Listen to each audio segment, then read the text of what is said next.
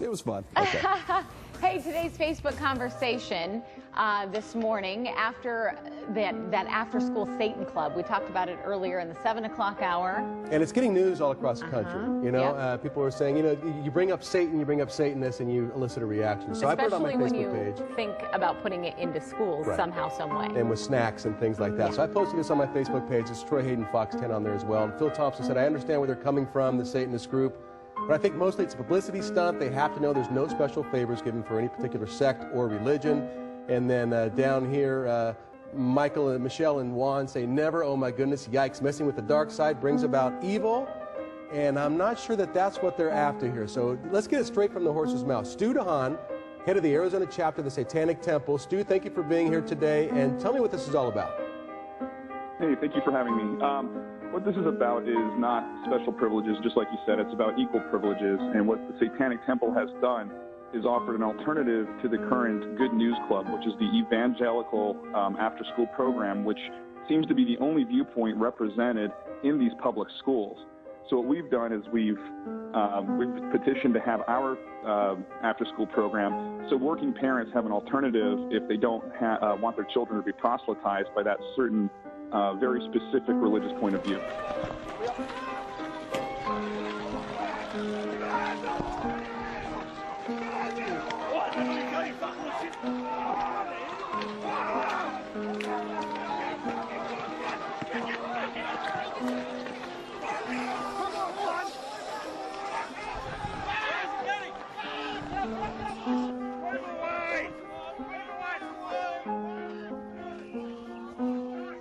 Watch the spray on the left cam.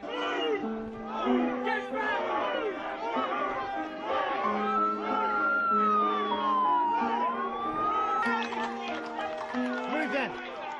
Jump out.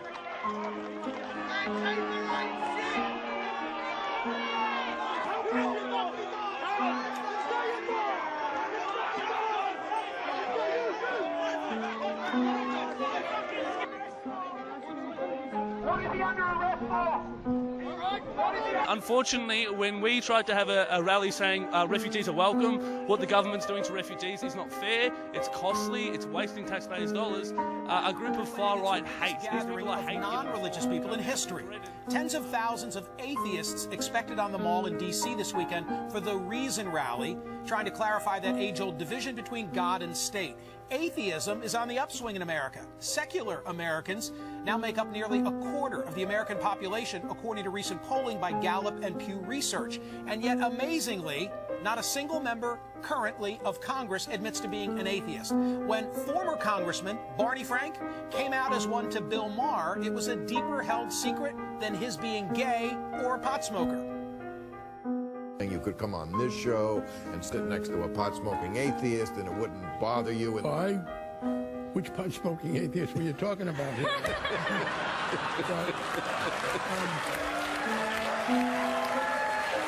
Oh, you are liberated. Woo. Among the many celebrity speakers at the Reason Rally this weekend, Bill Nye, the science guy, the rapper Method Man, magician Penn Jillette, and my next guest, who you surely remember from her portrayal of Pat on Saturday Night Live, Julia Sweeney. She also did a one-woman show called Letting Go of God. Julia, thank you for being here. If a quarter of Americans are secular, you know there are atheists in the Congress. Why this remaining taboo? I don't know. I think that our culture in America sort of reinforces this idea that you have to show like your allegiance to the culture by saying that you believe in God or that you're part of a religion. I think a lot of people think that it makes someone seem like a good person to be part of a religion or to believe in God, and somehow the Congress is way behind the American public. Or maybe it's because no one has really tested this. Maybe no one has stood up and said, look, I'm a person of moral foundation. I don't derive that moral foundation from any particular book, but here I am and I'm putting myself out there. I think so too. I actually think it's going to happen in our lifetime, and it's going to happen rapidly. I really feel optimistic about it. So what are you hoping to get out of a showing of support today? What is it you want? Well, I really want the American public to see it. I want people to realize how many people there are out there who don't identify with any religion. We call ourselves the nuns. That's another way to to describe us. We're 25% of the public, and I suspect it's actually maybe double that Islam if people scholar just Lamia admitted to Kador said on themselves what they German really television felt. that being German in future will not mean having blonde hair and blue eyes, but being a migrant and wearing a hijab. Bedeutet, ich finde auch, wir sollten uns mal darüber bewusst werden, wir sind ein Einwanderungsland. Ja, Deutschsein bedeutet in Zukunft einen Migrationshintergrund zu haben. Das bedeutet Deutschsein in Zukunft. Nicht mehr autochton, blaue Augen, helle Haare und ja, wir sind alle Deutsch, sondern Deutsch bedeutet auch ein Kopftuch tragen, ein rotes was weiß ich was zu tragen, dunkelhaarig zu sein oder wie auch immer zu sein. Das bedeutet heute Deutschsein. Sie sind ja Migrationsforscher, Herr Oltmar.